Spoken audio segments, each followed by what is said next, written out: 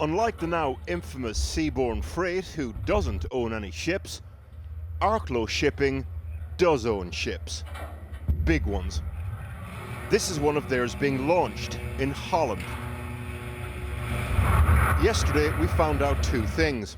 Number one, Arklow was the heavyweight Irish shipping company backing Seaborne Freight. It was Arklow's involvement that the government was banking on to deliver freight ferry services between Ramsgate and Ostend in the event of a no-deal Brexit.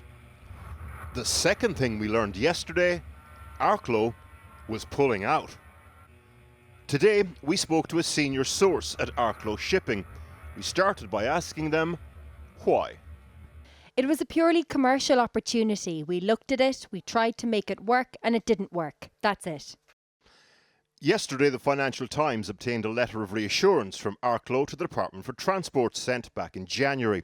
It said they'd been working with Seaborne for 12 months. It went on to say that they intended to provide equity finance and an equity stake in Seaborne, which ultimately would be the company running the project. A month, though, is a long time in Brexit politics.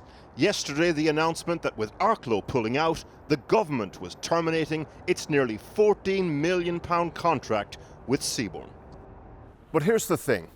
According to a senior source at Arklow Shipping today, although talks between Arklow and Seaborne were at an advanced stage, no contracts had actually been signed yet. He also told us that the whole deal was being pushed through at an unrealistically fast pace by Chris Grayling's Department for Transport. The senior source told us that we had nothing. We hadn't even finalised anything. The problem was politicians were pushing it all ahead of any normal pace. Absolutely nothing had been signed with Seaborne. Nothing. The only thing was that we wrote a letter giving some comfort to say we were looking at it. That was all that happened. It was being forced through by the UK government. the whole saga prompting questions over the future of the Transport Secretary, Chris Grayling. Questions like this. Do you, unlike some other Tory MPs, have confidence in the Transport Secretary? Is he competent? Chris Grayling has done a huge amount of work to prepare for our departure from the European Union. And on the ferry issue, it's important to note that 90% of that capacity actually is with two other companies, Brittany Ferries and DFDS. So it's about this 10% where no public funds have actually been paid out in relation to this. This project is not the biggest part of no-deal planning, but it's becoming one of the most emblematic. A giant launch date fast approaching. Now, as we get ever closer to the Brexit deadline, ministers have indicated that MPs will get the chance to vote again on Theresa May's Brexit strategy, but it is not clear when and how. With only 47 days to go, there have been claims the Prime Minister is running down the clock to make it more likely that MPs will back her withdrawal agreement, as so many of them fear a no-deal Brexit.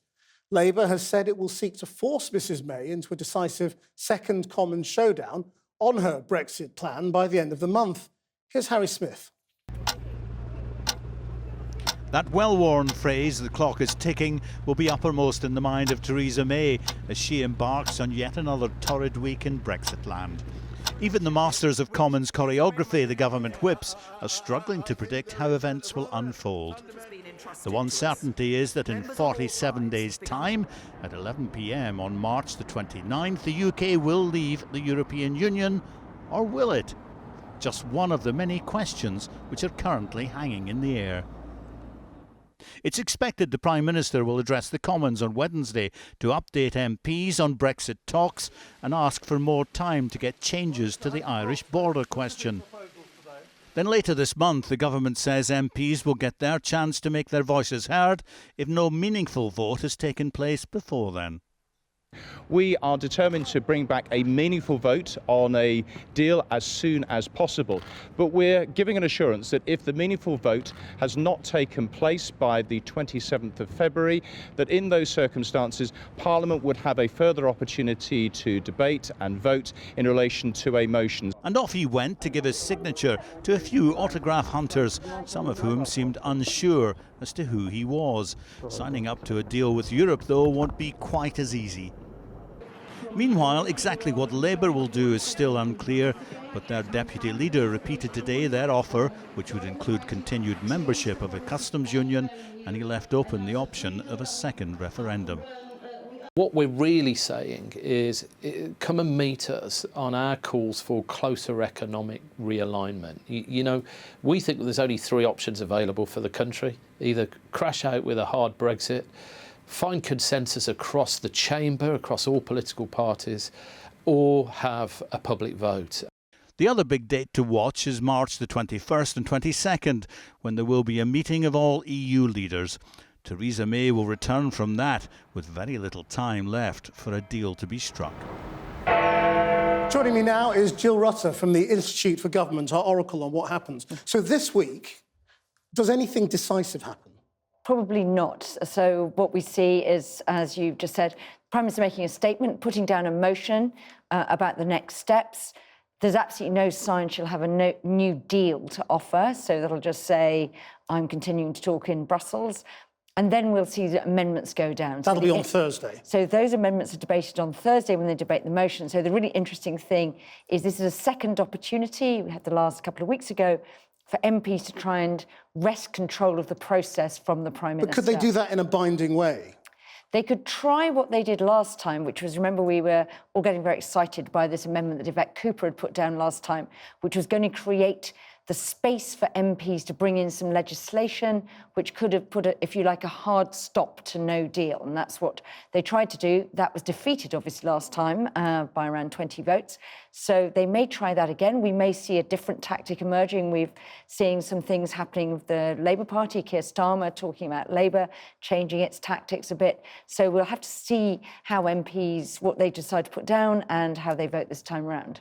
Then the Prime Minister has said by the end of the month, if MPs haven't had another vote on her plan, they'll get to vote on something else. What does that mean? So what she's trying to do, I think, is the same tactic they used last time, because last time she said, don't worry, this isn't the critical moment at which you have to act to head off no deal. I'll give you another chance. And that's why we've got the motion this week and the debate this week. So what she's now saying is, you can still hold off. Don't worry. If you are somebody, say you're a minister who's saying, I'm really, really worried about the prospects of no deal, I'm going to have to resign if the Prime Minister's taking us into no deal. I really need to resign so I can vote with those backbench amendments. She's saying, no, you don't have to go yet. You've got until the end of the month. You've got until the end of the month. So she's kicking it down the road a bit. And maybe in that time, she'll have got something she can bring back from Brussels. Right, but what about the Labour idea of some sort of softer compromise? When would that start being put to MPs, if it's ever going to be put to them? Well, Labour looks as though it may be putting some sort of amendment down again. I mean, it's the letter Jeremy Corbyn wrote last week was very similar to the amendment Labour put down.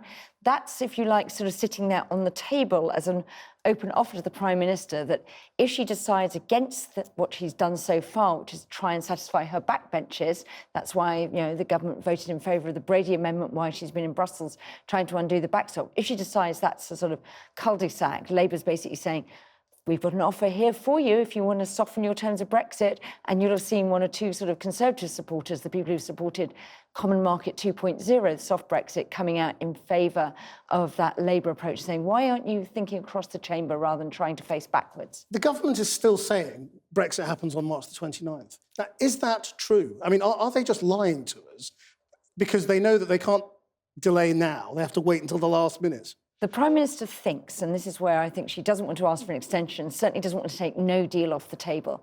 She thinks that if it looks as though the clock is ticking down, it's both going to concentrate the minds on her backbenchers, but it's also going to concentrate minds in Brussels. She is still on the tactic. We're seeing Steve Barclay go to Brussels tomorrow to have dinner with Michel Barnier, the Brexit secretary. She still thinks that she can possibly get some better language around the backstop. I think, the idea that the backstop can be ditched entirely, she seems to have flirted with that very briefly, but, clearly got nowhere with that in Brussels. That week, had her dinner with the Irish Prime Minister. I think you'd have probably reiterated that the backstop's going nowhere, but she might try and sort of get some of those assurances she got a couple of weeks ago in letters put into something that's a bit more legally watertight. Jill Rutter, thank you very much.